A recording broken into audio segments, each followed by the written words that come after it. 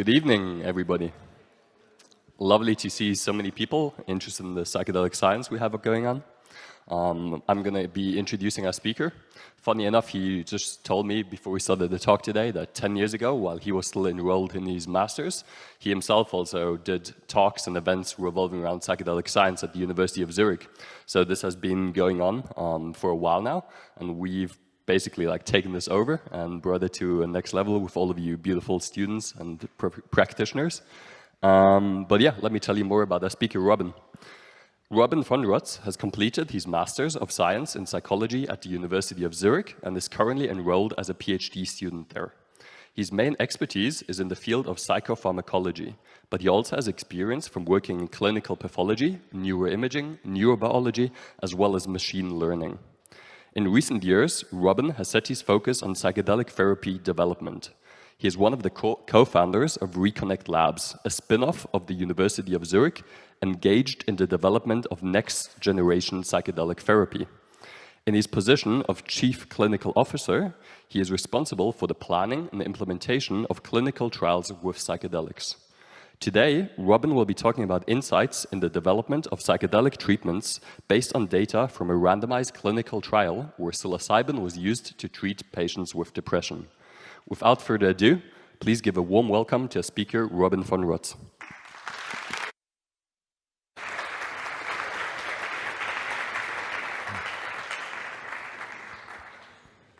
Good evening, everyone. It's a big pleasure to be here. And yeah, as Paul already mentioned during this warm welcome, thank you very much for that. I was here exactly in that room a bit more than 10 years ago. Quite often, we mostly had to write our exams in that room. So I hope you forgive me if I might become a bit nervous because of that priming. Usually I sat on the other side of that table, but yeah, big pleasure to be on this side for this evening and talk about some insights that I was able to have as part of my PhD, where I had the honor to take part in the conductance of a randomized clinical trial with psilocybin that I'm going to talk about today.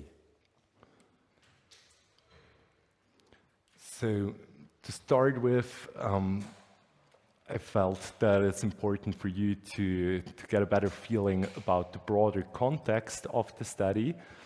Started with a screenshot of the main publication, because already the title can be quite informative. It's single-dose psilocybin-assisted therapy in major depressive disorder, a placebo-controlled, double-blind, randomized clinical trial.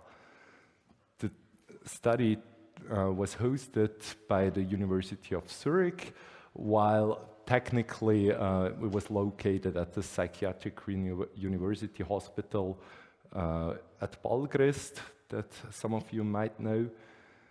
And then the other important context of that trial was once it started somewhere in 2018, it was close to what I would call the peak of the hype around psychedelic therapy.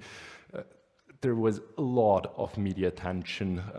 Here is an example from the New York Times and from the US, but also here in Switzerland. For example, the Tagesanzeiger quite specifically wrote about this study. The title was "Using Psychoactive Mushrooms Against Depression and Burnout."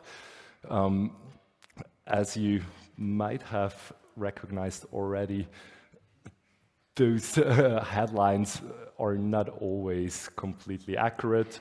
So burnout was not a topic of the study, and also because back then the study hasn't started, I would have asked for at least a question mark to be added, because if we already knew before that it is efficacious, we wouldn't have to conduct the study. The rest was similar across many media articles.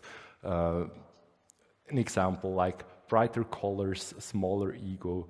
Zurich researchers aim to test the healing powers of mushrooms.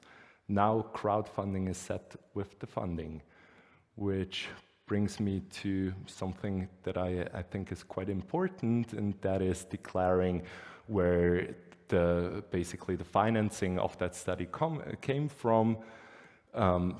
We make it as a crowdfunding platform, and they approached us proactively because they developed the so-called science booster tag, and wanted to initiate that studies are funded in a crowdfunding format, which was ultimately successful, which might be an important information for aspiring researchers among you that want to plan a study and finance it. But to be honest, the portion of the whole financing was rather small compared to what the SNF, the Swiss National Fund, and the Hefter Research Institute, the philanthropic foundation, contributed to it. And so Paul already mentioned it at the beginning. I have to declare a conflict of interest here. I co-founded a startup after completing that study. So my salary back then was fully paid by those three entities, but technically right now I have to declare it.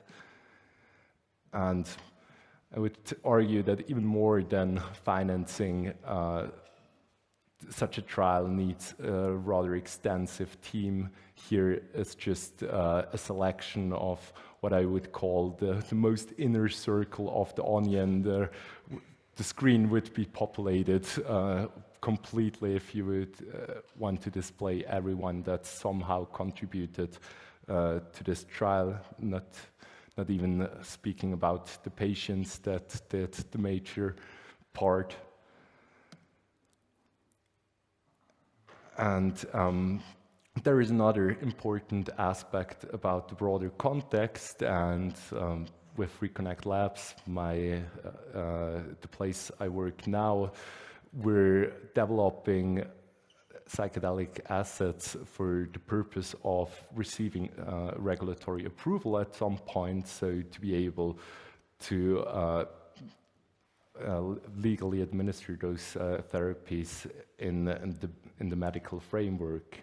And so, since most of you probably don't know exactly how drug development in general works, I found this little graph that outlines the different stages quite nicely.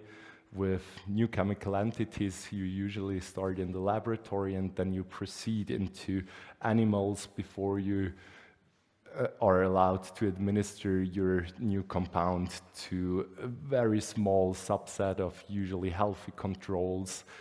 And all this has to be done before you administer the first tablet or whatever formulation you have to a patient. And the trial we're talking about today can be mapped on here, and it's the best corresponding category is phase 2A. So in phase 2A, which is usually the first time a patient receives the medication, it's all about proof of concept, all about figuring out if your medicine can actually do what it's supposed to do. The numbers are still comparably small, especially to the later pivotal trials in phase 3 that are usually in the thousands. In our example, it was exactly 52 patients that completed the full study. All of them were suffering from major depressive disorder. Notably, it was not treatment-resistant depression that was an inclusion criteria, but more or less the full spectrum. The study was conducted in a placebo-controlled format, so every patient basically had the chance of flipping a coin, 50-50, and they were either allocated to the psilocybin treatment arm or the placebo treatment arm. It was double-blind, so neither the patient nor the study team knew in which condition they were in. And yeah, obviously, we're not alone on that map. Once the trial started, Compass Pathways, some of you might have heard of that company before, just finalized their phase 1 trials in healthy controls.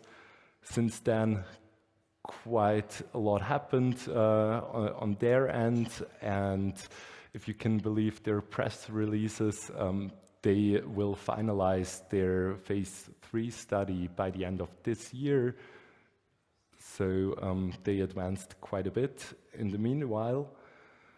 Also worthwhile to mention is Lycos, which you might have heard with the new name, or under the old name MAPS is maybe a bit better known, and Lycos is the new incorporation as a drug development company, and they just made the headline this summer because they sought approval at the FDA for their MDMA-assisted therapy and got denied, which, all the discussions around that would probably be enough to fill a whole other talk, but I'm gonna spare that out.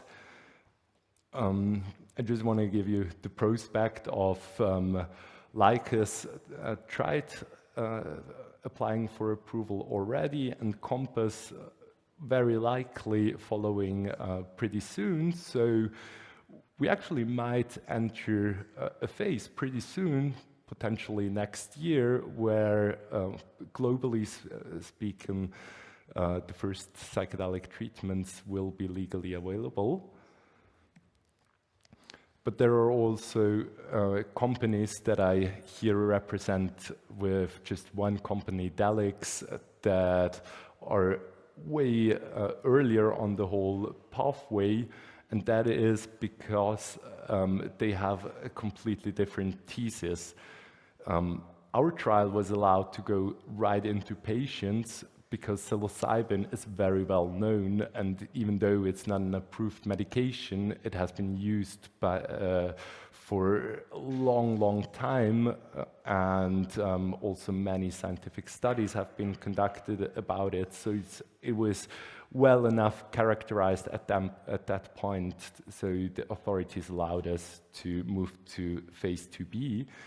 Delix, however, is the most prominent example of an approach where they take entirely new chemical entities, new compounds that resemble the known classic psychedelic compounds, but are just slightly modified. So they are, first of all, new, so they're patentable.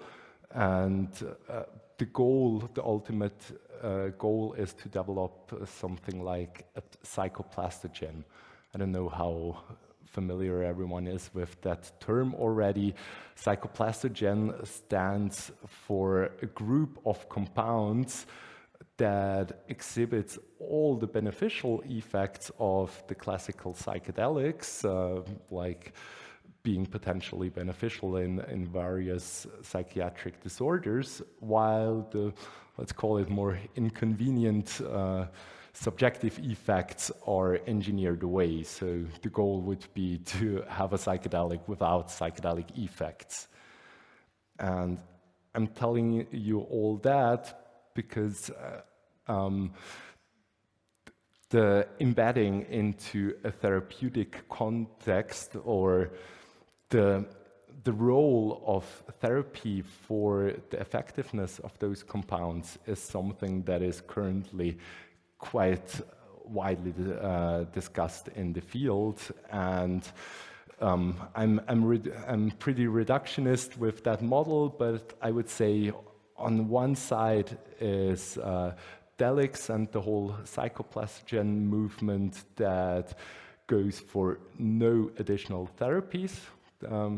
They ultimately wish for a single tablet that get you well, but no sitters required, no preparation, no integration, nothing like that. On the other side, MAPS, or now Lycos, takes a completely different stance. They don't really put the MDMA at the heart of their mechanism of action and their treatment response, but see the drug more as a catalyzer for a therapeutic process. And so it's also very important to acknowledge the embedding in many sessions before and after the drug session that are done for preparation and integration and all that. And somewhere in between, you could locate Compass. They're trying to identify the sweet spot in a sense that they claim that they're not conducting any sort of therapy, but they're just providing psychological support. So basically, they acknowledge that someone needs to trip sit, basically, but with an absolute hands-off approach that is basically just there in case of emergency. And I'm mentioning that because our original instructions for the protocol were probably closest to the Compass model. So not a real psychotherapy, not too extensive, quite limited, but there was obviously always someone in the room taking care for the patients. And I'm going to get back to that point a little later. So last part of the context was the actual location. What you see here very colorfully is the Psychiatric University Hospital, and it was illuminated back then by an artist, so it was an artistic installation that projected a series of brain slices onto the clinic. And for those who knew, it was actually quite a cool thing and an indicator for the historical openness of the Psychiatric University Clinic to conduct studies with psychedelics, because those brains are actually assessed from participants on LSD, on an acute LSD experience. It's not written somewhere, but if you know, you know. And let's get a bit more technical. How was the study designed? First point of contact was a telephonic pre-screening, especially given the vast media attention. This was very important because we had a lot of people trying to apply for the study, and not all of them were able to meet all the inclusion and exclusion criteria. So we had hundreds of telephonic screenings in order to then invite about 70 patients to a medical screening session where they got very thoroughly scanned psychiatrically, but also somatically. It was required that they had generally good somatic health and none of the well-known comorbidities that might be a risk for psychedelic therapy, like a history of psychosis or schizophrenia or manic tendencies and so on. They had to withdraw blood quite a bit, and the whole session took around 4 to 5 hours in average, so it was quite extensive, and that was the program only to get enrolled. And then it really started. So they had 2 additional preparatory visits, whereas at least at one of them, they also had to take part in an MR assessment, which was really borderline long in duration. So it was, to be honest, quite demanding for the patients because, yeah, it was just a lot of procedures. And even more time than the MR scans were used up by every patient in the end, providing almost a folder with like 5 centimeters of paper just with surveys and test results. They had to conduct various tests on the computer. So I feel this is very important to be aware of, that the study was about showing efficacy, but just for the sake of applying all the methods needed to understand that for them personally, the study experience was probably quite heavy on filling out questionnaires and all that. And so finally, the substance day, which was usually around 1 week after the medical screening. That was the only day where they had to fill out comparably little questionnaires and instruments, and they were together with their assigned therapist, more or less spending the whole day at the psychiatric university hospital and being allowed to immerse into the experience, which was then followed by an additional 3 integration visits, not the day after, but 2 days after the substance day, and then in a more or less weekly rhythm until 2 weeks after the administration, where they had the last on-site visit. Wasn't the last time we assessed data. There were 3 more appointments that could be done fully online, so 6 weeks, 3 months, and 6 months after the administration, they were invited to, again, fill out various questionnaires. And that's the room that we were allowed to use for that trial. It might not look like what you would have expected for the psychiatric university hospital.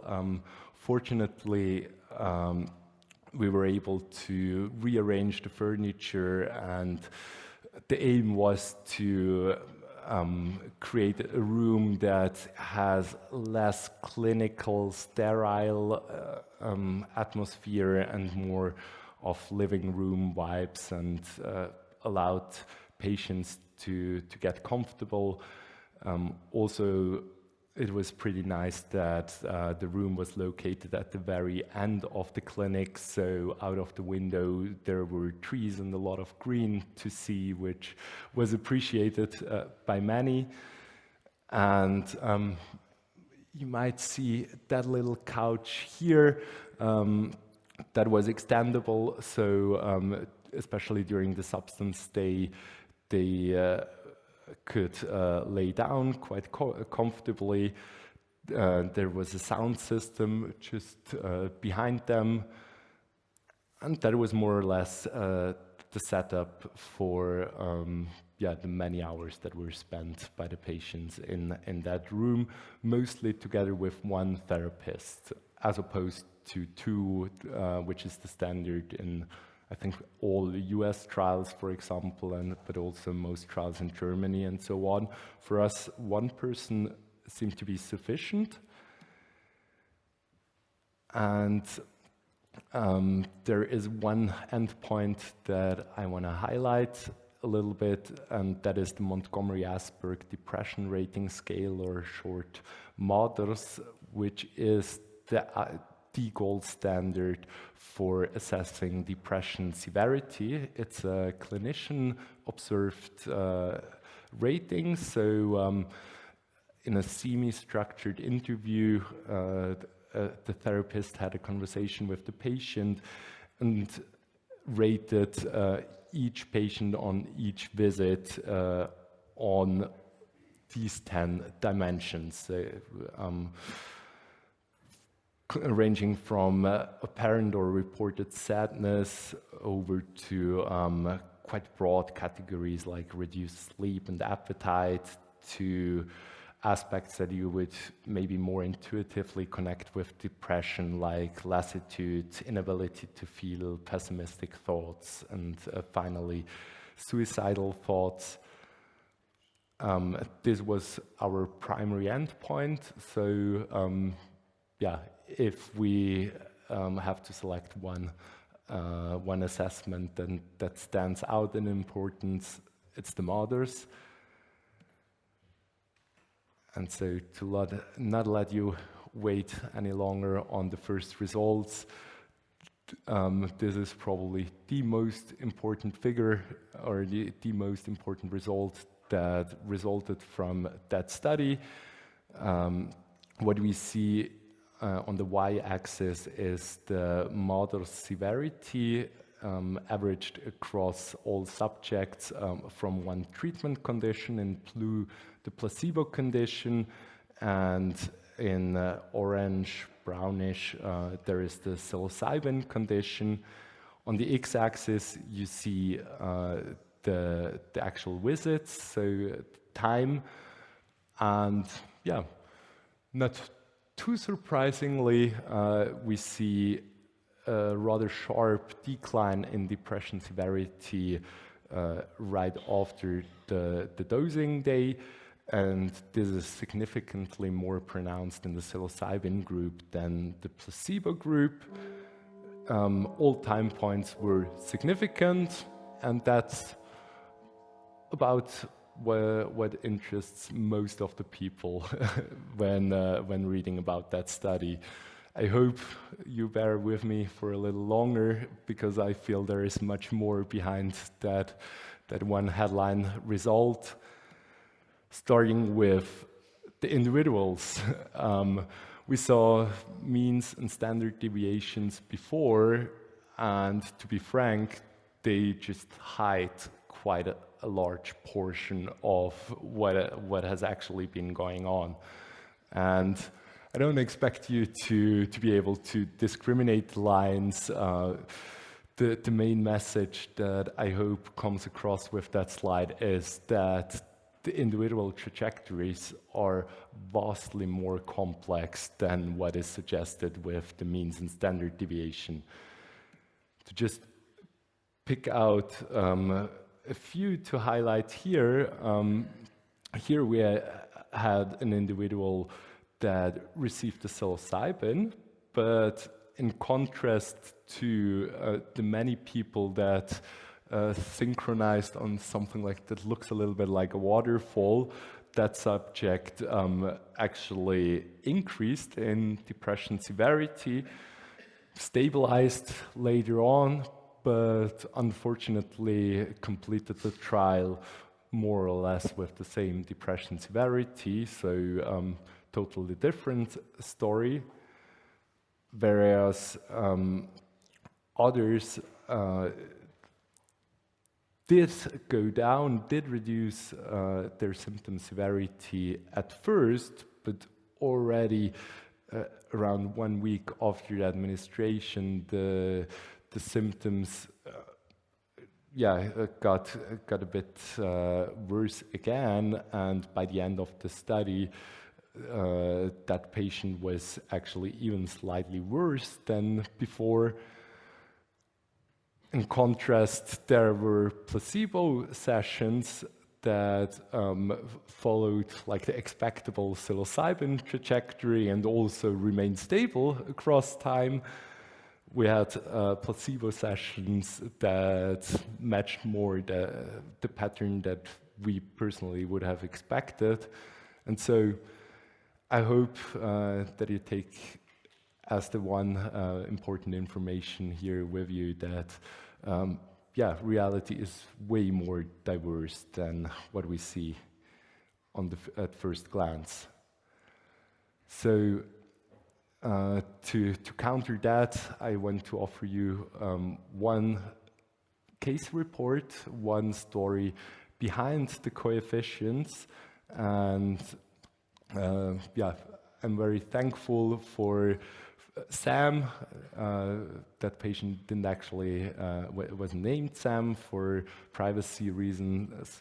I'm just calling that patient that way. And Sam was a 26-year-old medical student that suffered from treatment-resistant depression. So at the time of enrollment, she had a total of 4 failed pharmacological therapies with SSRIs. She also had a history of anorexia nervosa in her adolescence. So by the time she got enrolled, her BMI was normal, but it was quite obvious that she was quite a severe, and for her comparably young age, also quite chronified case that suffered from those symptoms for quite some time.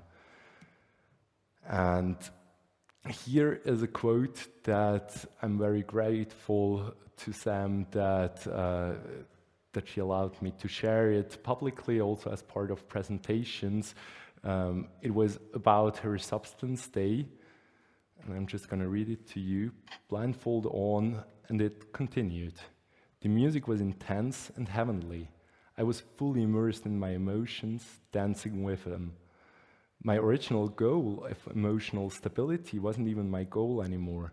I simply wanted to perceive the emotions, dance with them, enjoy and play.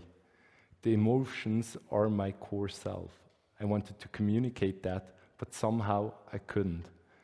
Then I realized I didn't need to because I was fully experiencing it. I think that quote doesn't need any more commenting by me as a scientist, and for those of you that like numbers, here are her actual clinical trajectories next to Mader's, the one in the middle with the rectangles. We assessed BDI, which is a self-report for depression, and HAMA, which is pretty much similar to the Mader's, but for more oriented towards assessing anxiety. And what we see here quite nicely is that the effects were quite drastic from the beginning.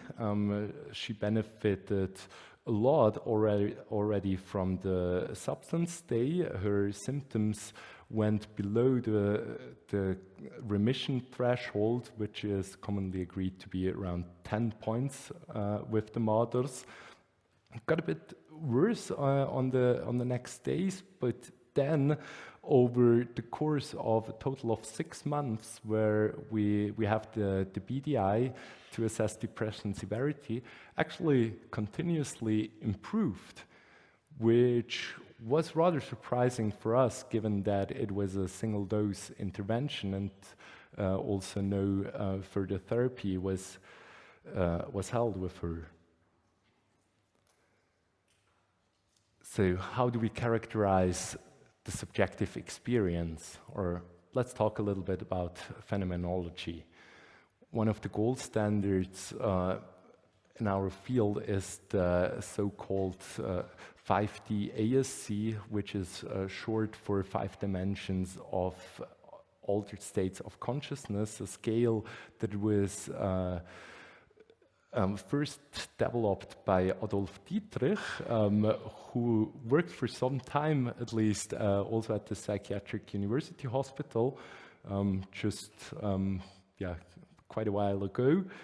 And the newer version of the subscales assumes 11 different factors to be sufficient to characterize an altered state of consciousness, ranging from experience of unity, spiritual experiences, or blissfulness, including insightfulness, disembodiment, or also more adverse aspects like anxiety or impaired cognition and control, changed meaning of percepts, and lastly, some more perceptually oriented dimensions like audiovisual synesthesia, elementary imagery, or complex imagery.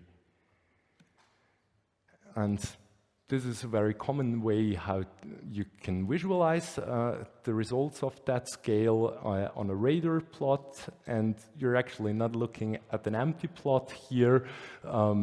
Right in the middle of the plot, you see a tiny orange dot, which is representing the scores of a rather typical placebo session. So a score of 0 indicates that it was basically the same as their everyday consciousness, while more extreme scores up to 100 could indicate maximum deviation from everyday consciousness. So here we have a well-known profile. You might have recognized it based on the quote I read to you earlier. This is the profile reported by Sam. It's mostly characterized by high levels of blissfulness state, also quite substantial experience of unity, some insights and also some disembodiment, but notably almost no perceptual alterations and basically no anxiety or adverse effects for that subject. There are other examples like the red patient here that actually received the psilocybin but looks like the placebo that we saw earlier, or another patient that also received the psilocybin that exhibited quite a different fingerprint.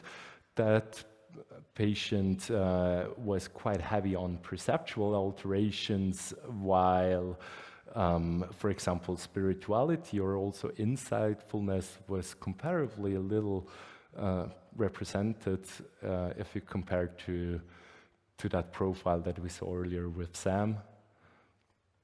And last but not least, to round the story off, we really saw every imaginable combination. Here we have again a very classical profile with a lot of bliss, experience of unity, also considerably spiritual or even mystical experience that subject had on a placebo pill, so on a sugar pill, notably. So let's get to a very difficult topic when it comes to psychedelic treatments and the scientific investigation of it, and that is blinding. Back then, when the protocol was originally developed, no one spoke about blinding in the industry, so unfortunately we didn't assess it as part of the protocol.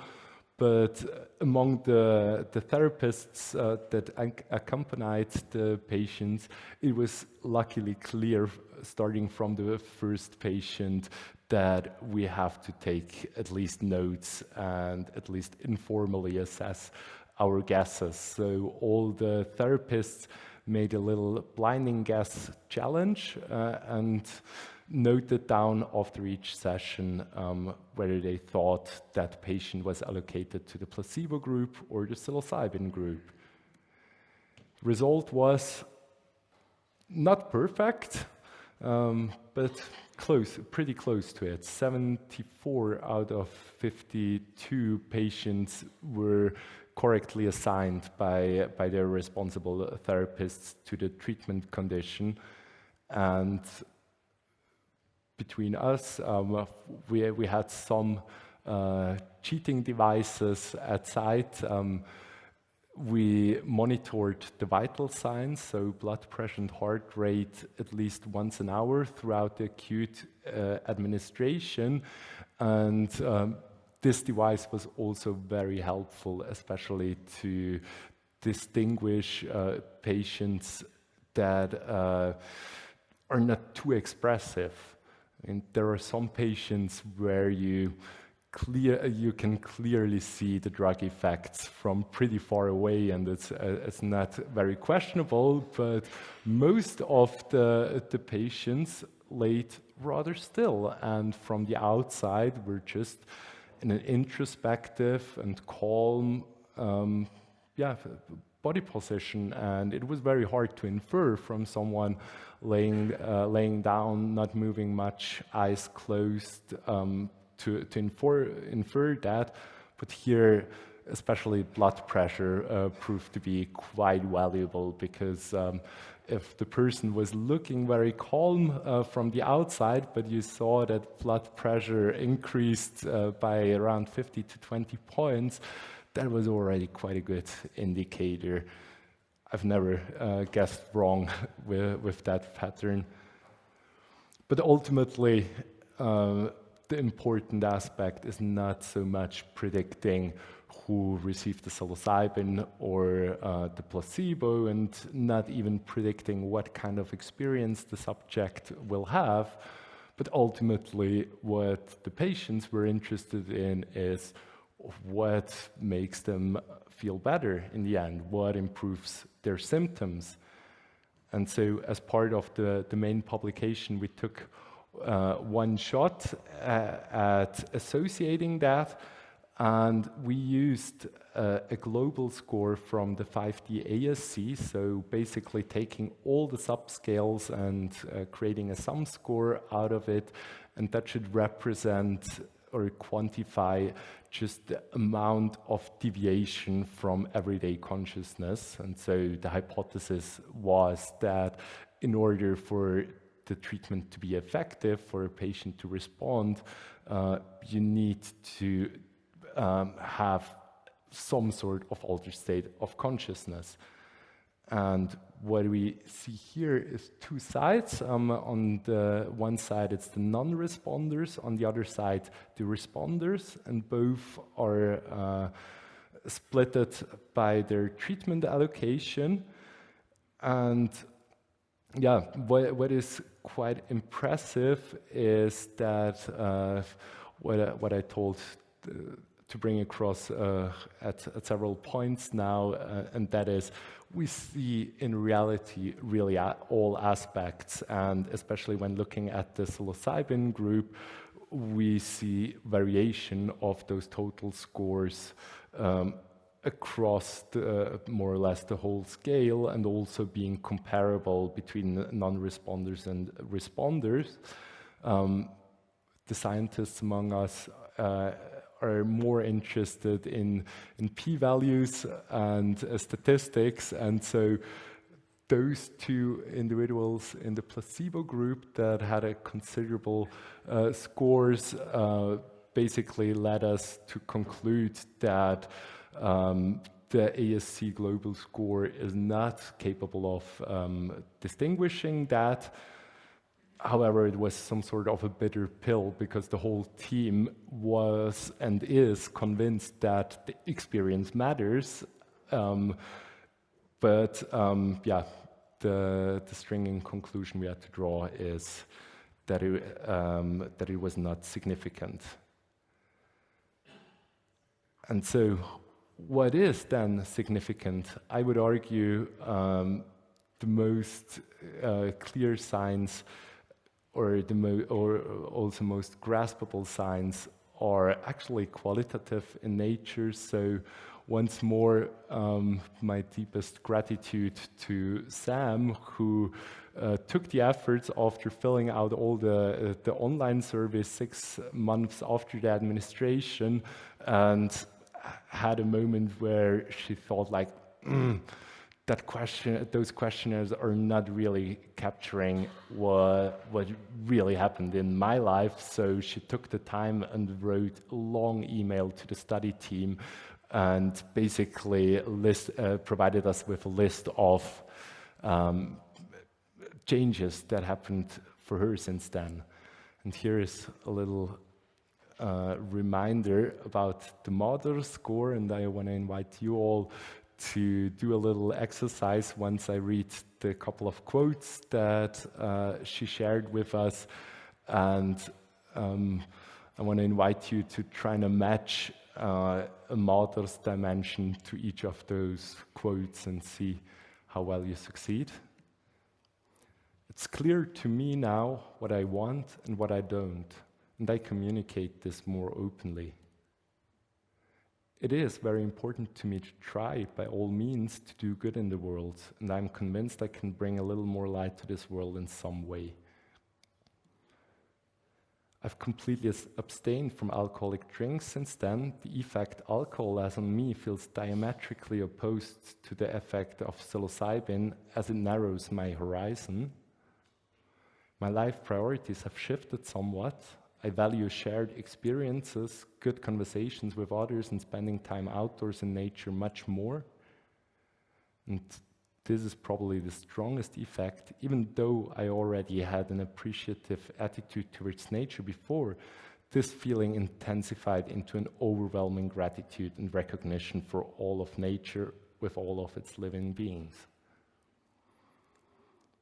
And so, who was successful in mapping those? I wasn't, to be honest. And so, to round up that presentation, and I'm going to rush through that because I saw that I'm running out of time also quite a bit. Let's talk very quickly about mechanisms of action. So there is that neuroplasticity hypothesis that also the psychoplastogens operate under, that basically just state that you bring the brain into a more plastic state, and the adaptations, the beneficial ones, will kind of happen naturally. There are models like the Rebus model from Carhart Harris that is a bit more complex. But ultimately, what all of the current mechanisms of actions and models that are discussed have in common is that they acknowledge the transdiagnostic capability of those molecules. And yeah, basically none of those approaches is really well in taking one of those ICD-11 or DSM-5 categories that we usually use for diagnostic purposes, but extend beyond them. And so the RDoC framework, in my opinion, offers very valuable approaches, tools, and methodologies on how to approach that. And I was not the first one who had that idea. There were even other scientists that mapped the RDoC criteria, and I think I don't really have the time to go into much more detail to explain this here. But they mapped all the criteria to different psychedelic phenomena or processes that are well known in the context of psychedelic-assisted therapy. And so ultimately, a lot currently in the field points towards the need for precision psychiatry, for understanding the mechanisms much better, to focus or start focusing on the individual rather than just on the group, starting with providing the appropriate dose, but also all other elements of the treatment. And so I'm going to end my presentation with outlining the translational gap that I see right now between where the field as a whole stands and where I personally believe we still have to get to. And so learning number one is very short: setting and context matters. It matters a lot.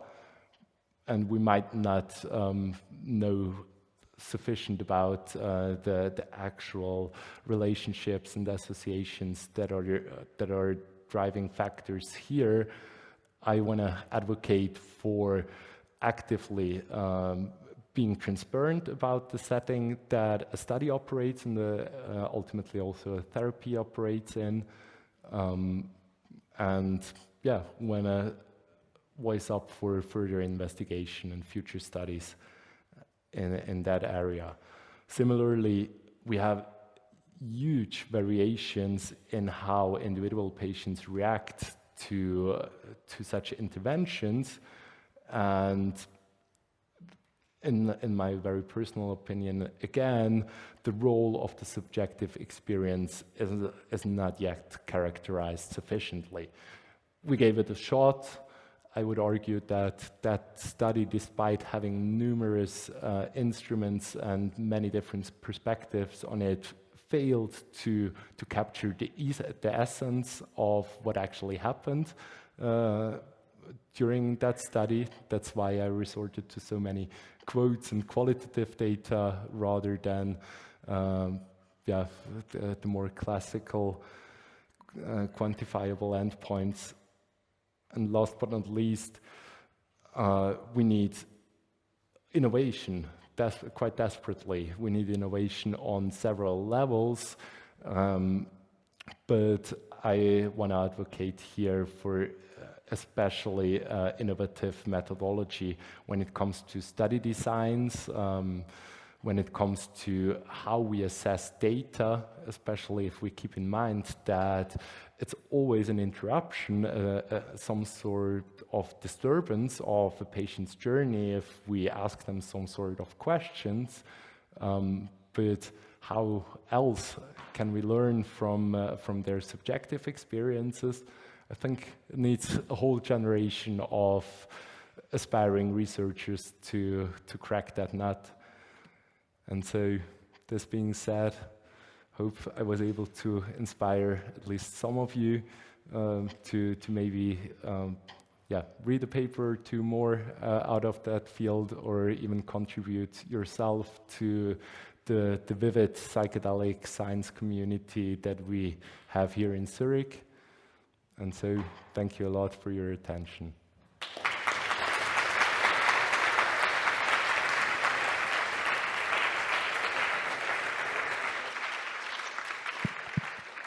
Thank you so much, Robin, for this amazing talk. I almost started sweating a bit from my eyes when you showed the quotes from the patient, but also I love that you put it in perspective and say, hey, not every patient has great results. There are also people who actually suffer more from taking psilocybin. So I'm sure because this talk was so inspiring, you have a lot of questions, and you have 15 minutes now to ask them. We will come to you with a microphone, and then you can go ahead. Thank you. I guess this was alluded to with your patient Sam, but is there any direct comparison yet on the use of SSRIs with psilocybin treatment? Not in our trial, unfortunately. Back then, and notably, the first version of the protocol was of the study protocol was dated 2013, so more than 10 years ago. And so the answer is unfortunately no. We excluded all patients on SSRIs, or those that were able to withdraw from their SSRIs in a more or less meaningful time frame together with their current practitioner, were then allowed to enroll. And so I cannot really answer that question, and when seeing the latest publications about that topic coming out, where this assumption that was back then really something that felt like it's written in stone, there is no way how you're going to administer psilocybin to a patient on an SSRI, that this assumption seems to not hold true, or not all the way as we thought back then. But yeah, unfortunately, this means we cannot really contribute to that discussion. So over here, I was wondering if you had a look at possible patterns between the individual experiences they had on those dimensions like anxiety, blissfulness, and the trajectory of the scores they had on the depression scales. Oh yes, I had the luck to be handed over the full data set. It was a total of 1,623, if I'm not mistaken, variables that we could look at, and that excluded all MRI assessments and the more data-heavy stories. So there was a lot to look at, but unfortunately also the sample size is rather small for that purpose. So I found many significant associations. For example, there was evidence that some level of challenging experiences was helpful, but if you looked only at a linear correlation, you weren't able to see that because it followed more like a U-shaped trajectory. So if it was too much, it seemed to be not very helpful. Or also a bit surprising to me was that elementary imagery, so probably the effect of psilocybin that most of you think of first, or in the top 3 of the psychedelic drug effect, seemed to be negatively correlated with treatment response. So it could be that having too many or being too focused on perceptual alterations is some sort of distraction as well. And so there we see that pattern too, and you see I'm using a lot of ifs and scale down the reliability of those claims because, in that small subject, many effects came out significant, but they weren't consistent enough, or they were just. There is a lot of reason to suspect that they might not be one-on-one replicable in a future study, and that's why I also didn't include those or most of those analyses into it. But only from the data we have, there is a lot to be seen. Very interesting. Thank you so much. There is this remarkable case of a patient who received the placebo and yet got better also after a long time. Were the patients at any point informed about whether they had received the placebo or actually the dose? Yes, they were, out of ethical considerations mostly, but also because I don't think there has been one of those 52 subjects that didn't desperately want to know that answer, because they usually had quite a strong suspicion about which condition they fell into, but they knew that they could technically be fooled, so it was actually quite hard to tell them that we could only do the deblinding once the full study was completed, in order for the study team to not be able to develop a feeling. Because if you deblind half of the sample earlier on, you could infer, as from the perspective of the study team, from the early deblinded results on the later ones. So it took a while, especially the first patients had to wait a bit more than 2 years until to learn about their treatment allocation. So, okay. So by whole study, you mean also the tracking, the long-term tracking after the experience, right? Okay. Yes. And it was one after the other. We only had one treatment room, and it was roughly a month for one patient. there was some capacity to parallelize, but not so much. So yeah, the first patient was about 2.5 years earlier done with the whole procedures than the last patient. All right, thank you. I have a question. Do you know something about how psilocybin influenced on reproductive system? Sure, it's not first priority question if person suffering, but good to know risks.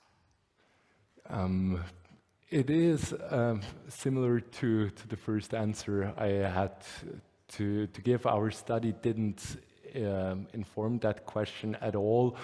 We, or the ethics commission usually requires to have an inclusion or exclusion criteria. So if someone has the intention to become pregnant, they're not even allowed to enter the trial. So I don't have any first-hand experience.